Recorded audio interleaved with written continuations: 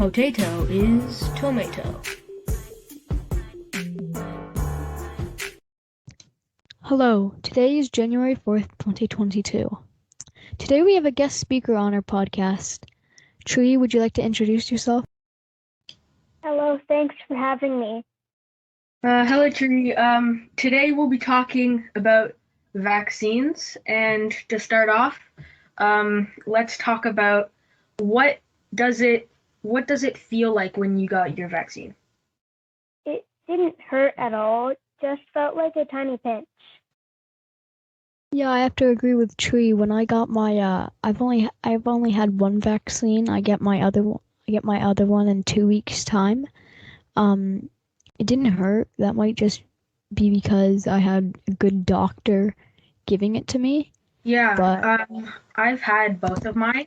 I feel like the first vaccine I had, it didn't hurt because the person who did it was really nice, and he was really steady with it, and I think that contributed to making it not hurt as much.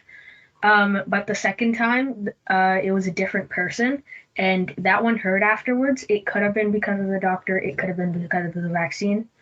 I feel like it's different for everyone. yeah, I totally agree with you, Bucket.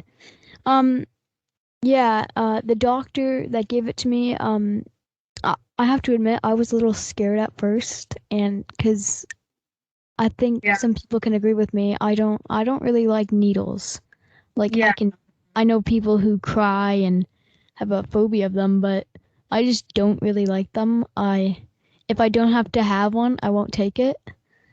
Um, yeah. but that's also coming from someone who's had I had an allergic reaction and I had to go to the hospital.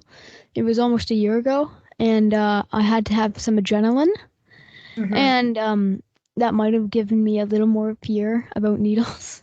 Yeah, yeah. It's all about life experience, and like, there's a reason why we get it because it doesn't prevent you from getting COVID. I think a lot of people have that mistaken. It doesn't do anything about preventing you. The thing it does do is it tells your body what it shows that your body. It's like, here, this is what the this is what COVID looks like. And then it tells your body for the next time it sees COVID that it attacks it and it knows what it is. Yeah, a lot of people have that mistaken that if I get my both vaccines, I don't have to wear a mask anymore. But getting both vaccines doesn't prevent you from getting COVID. You can still get it, but it's just a lower chance that you will. Well, even there, it's not really lower chance. You have the same chance of anybody else getting it. It's the fact that you have a lower chance of getting hurt, and it like your body can like destroy it before it hurts you. Okay. Now on the topic of anti-vaxxers. Yes. Anti-vaxxers, like you can see where they're coming from. I've heard what they've thought before. Everyone has a different reason, but most of the time the reason is like they think that there's trackers or something in the vaccine. That's perfectly reasonable to think about, but I'd rather have that than have to then I'd rather have a tracker than die. And it's just it keeps you from dying, and you want to stay alive. And so if you have a tracker, like if you really care about it that much, what are you doing that get is going to get you in trouble? I think people need to think about that. And what would the government even benefit from putting something into the vaccine? They're like, and the government's not even making them. It's like universities and like people that don't even work for the government most of the time. Yeah, Yeah. some people just think that it's just easier not to get it and that it doesn't do much, but really just one vaccine can still make you like half protected from the vaccine. One vaccine can do so much, but two vaccines, it can prevent you, like, it can keep you from not getting it, except you can still get it. Yeah, 58.5% of the world population has received at least one dose of the COVID-19 vaccine, and 9.25 billion doses have been administered globally, and 29.8 million are now administered each day. Only Yeah, 8.5% of people in low-income countries have received at least one dose. yeah, like I was just reading this right now.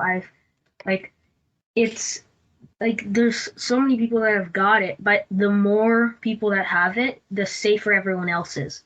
Because like with anti-vaxxers, if they don't get the vaccination, they're not only endangering themselves, but they're endangering other people because they're gonna spread it around. Like then that pulls into the conversation like anti-maskers who are endangering people by walking around without them.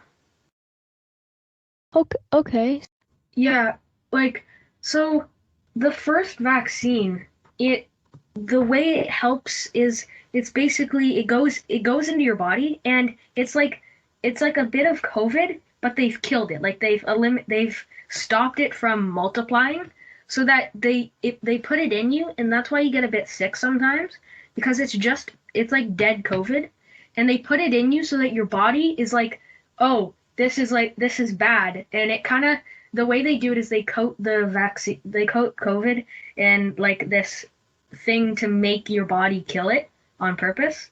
And so that for the next time COVID comes into you, like it'll know what it is and then it'll eliminate it faster. And then the second one, it's basically the same thing. It's just like you do it twice to like reinforce it.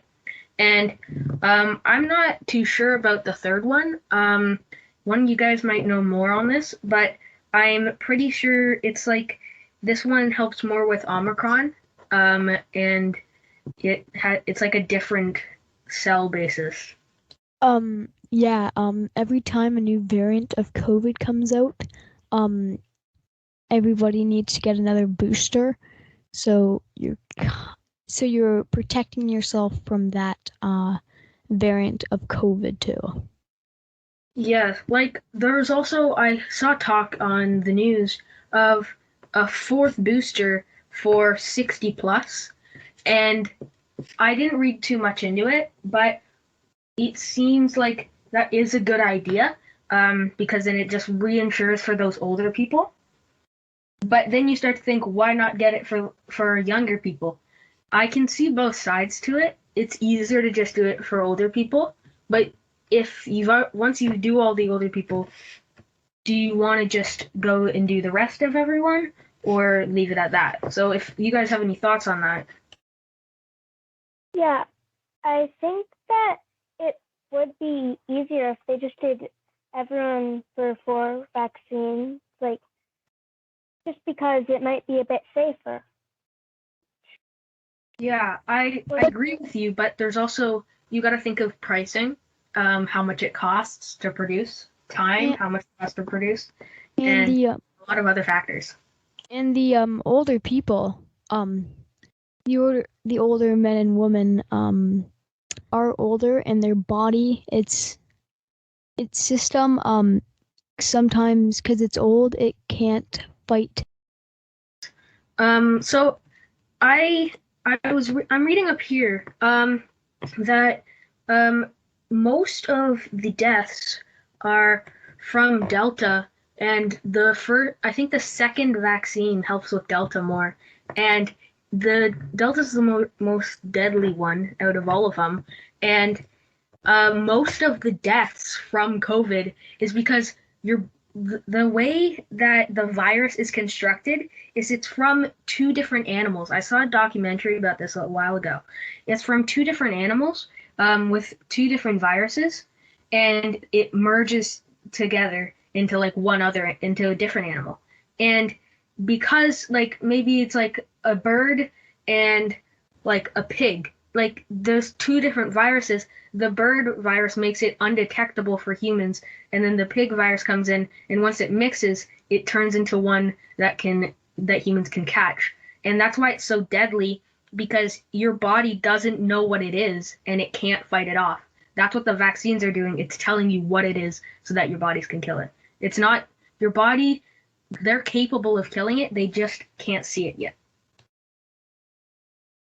All right. Thank you for joining us today. Reminder, new episodes out every Monday. We will be having another guest speaker on the next episode. Thank you, everybody, and have a good day. Yeah, hope everyone has a great day. Thank you for coming, Tree. We loved having you. We'll see you guys later. Okay, thank you for having me.